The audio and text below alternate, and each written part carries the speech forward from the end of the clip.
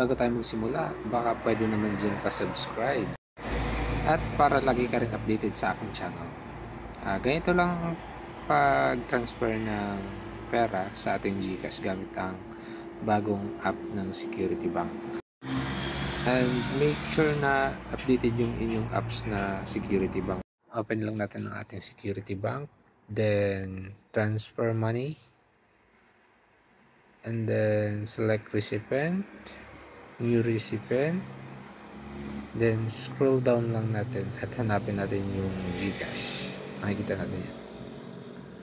Ang nakalagay ata ay yun, G Exchange Incorporation.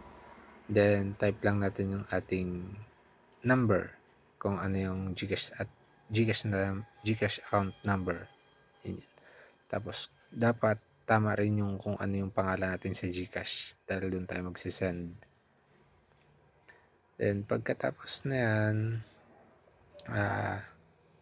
next, sa baba, natabunan ko lang. Sorry. At ilagay lang natin kung ilan yung amount na ating ita-transfer or isi-send. Then next, proceed, transfer. Then, ginamit ko lang dito yung biometric. After that, yun na. Magkakaroon ng receipt. Magkakaroon sa atin. Then, thank you for watching.